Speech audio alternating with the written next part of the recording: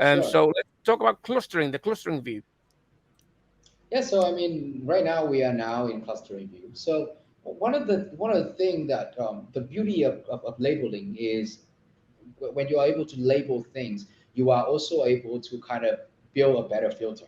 So in the past, you are only like if you look at Keyword Explorer, you are only able to filter them by very much objective data or search volume, include exclude CPC, the amount of word count. So those are very very basic, and it doesn't really make any impact in terms of the way you filter, right?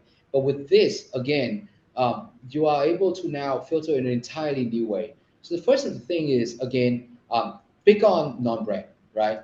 So you want to take out all the cluster that actually belong to other brands brand, because you cannot typically you can't really rank for other people brand, and also even if you rank for it, there's a very low chance for you to compete on the things that people look at, the demand that they have on other people's brand. So that's the first thing I'll do. And because of the view I had on the first page, I know that I will want to focus on everything informational first. I just want to establish the fact that I'm going to cover everything on informational, right? Click apply. The third thing I'll do is that I'm going to go on every article. So the least amount of competition I want to do is I'm going to look for all the cluster that are article. Meaning what do I mean by this is if you click on this, we'll apply it, and then let's say you click on this, you see that will show you majority of the if you click on the sub overview of this cluster, you see the keyword, you see that the result, most of them are article type, either article type or video type, so which are all very low in competition compared to, let's say, product. If I go into a product page here, uh, go to product, you applied, and you go in here, and you see that it's Zillow, it's tinyhouse.com. Some of the most of these Spurs, for example, they are more or less product pages, right? And we don't want to compete a lot on product pages. And the first phase of determining your angle of competition is to focus on your quick win. So by focusing on quick win, meaning that you just focus on the things that you know you have the highest chance to win. All you need to do is just click on article, click apply, and now every cluster, the rest of the cluster, they all article. Then typically what I usually do is maybe buyer journey, but honestly, buyer journey is usually reflect on information and articles, so I could just leave it as it is Yeah. for now. I could go into micro intent, and perhaps I would just pick on expansional, and to make sure that all the keyword, if I write, it's going to be long form, it's going to be block type, and it's going to have a higher chance to rank. So now I just go into each of this topic, and I start to kind of look at it.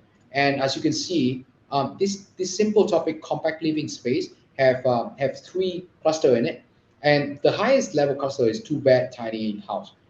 And if you as you look at this, you know that okay, if I could just cover the top one, two, three, four, five, or four topic, I'm actually taking roughly close to 50,000 search volume cover already, right? So it's by showing search volume, you know the Hmm. amount of work you have to put in to cover 50,000 search volume, right? So you want to cover this one first. You want to cover first of all the things that is easier to gain quick win, the things easier for you to build authority, things that easier for you to actually have a chance to beat other brand. And it's non-brand, it's informational, it's article, it's belong to awareness bio journey. I know this kind of stuff. That is important for Google. I'm gonna cover all of that. And if I can cover the first five topic, that will give me at least 50,000 search volume that I can showcase to Google.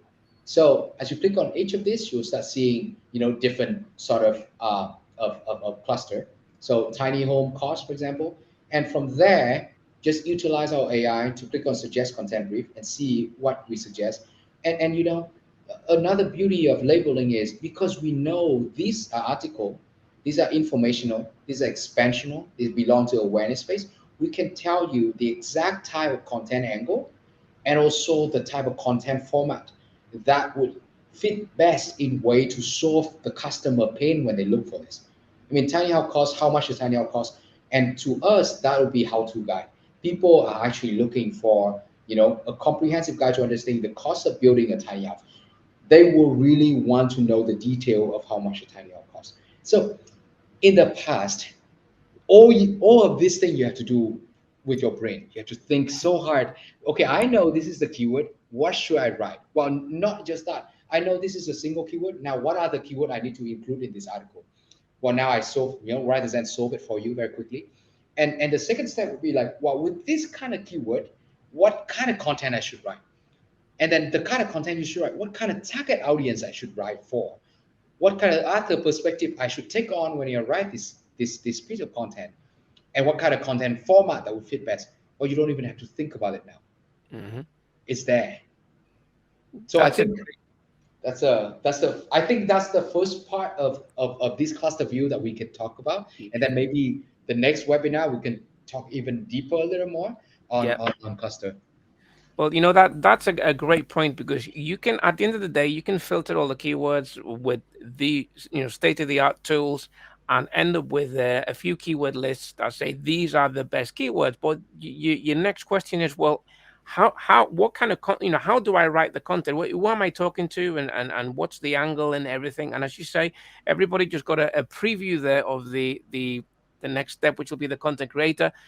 So just to recap, Dan just generated some content outlines there, some content briefs, and in there you have the tone, the angle, and the author's perspective. Whether you're approaching this as a from a friendly tone, from or from an expert tone, and all that is derived from the insights. It's derived from real data. The tool is pulling all that data together, all those insights, and is saying this market is looking for an expert that is going to deliver this. And this is the direction of the content. This is the tone. It's telling you everything. There is no guesswork. So and I just want to touch up before we go into the Q&A that um, you can appreciate the power that you have, the powerhouse that is this tool. But you know what? When I first, I think it was my first conversation with you, Dan, a long time ago. You spent about 30 minutes just talking about design and the importance of design and how obsessed you were about things looking how they had to serve a purpose. Every pixel had to earn its keep.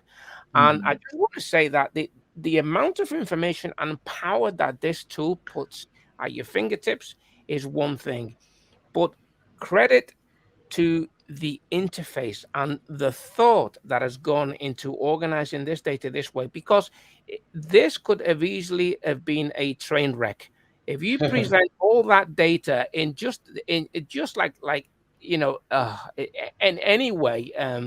It just wouldn't make any sense. It would be overwhelming. In fact, it is an overwhelming amount of data, but it's you can see the first column is all your topics. You click in the topics, you see the clusters. They're like a a subsection of your topics, and then you click on a cluster, and then you see the keywords.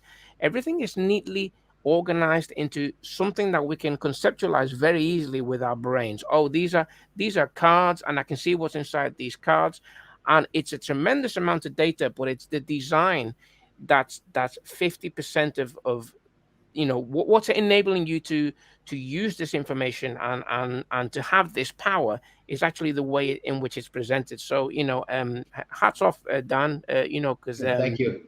I have to thank the my team for that. That should I, be my head of design. I think I think you forget, you take it for granted, and you talk about the data and you forget about the presentation is key, to making Yeah. this work. I But think yeah, I as I think say, we try to do it almost like a given thing. We have to be able to deliver it in a mm, better way, better labeling, better design.